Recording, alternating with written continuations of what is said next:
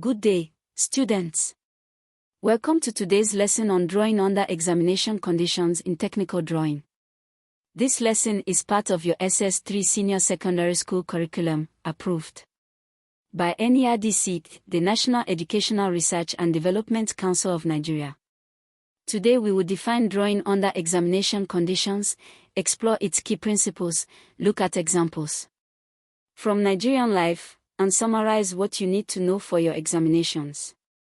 Whether you are preparing for your BECE, WAEC, or NECO, this lesson will help you build the knowledge and confidence you need.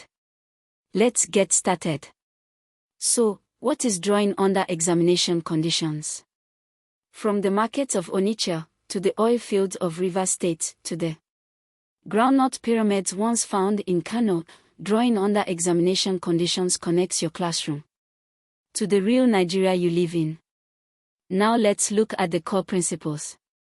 These are what you must know for your examinations. Principle 1.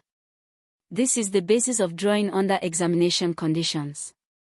It tells us what drawing under examination conditions is, where it comes from, and what it applies to. Make sure you write this in your notebook. Now, examples.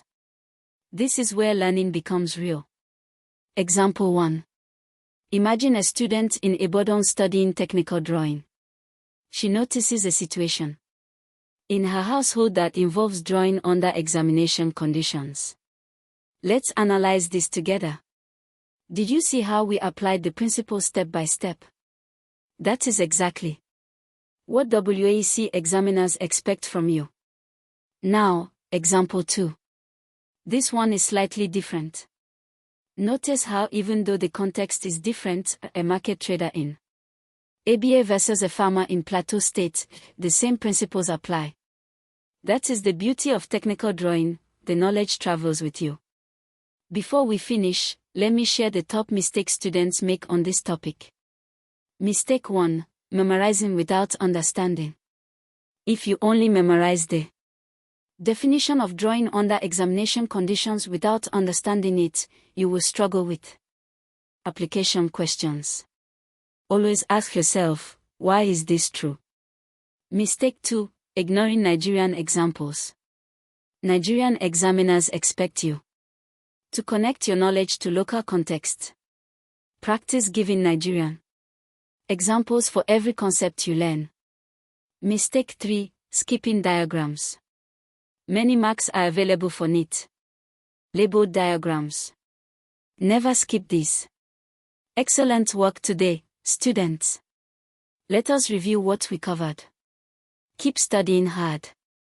Visit Litech Academy at academy.litech.com.ng for more NERDC-approved lessons from JSS 1 to SS3, all subjects, all terms. Powered by Litech Solutions Limited.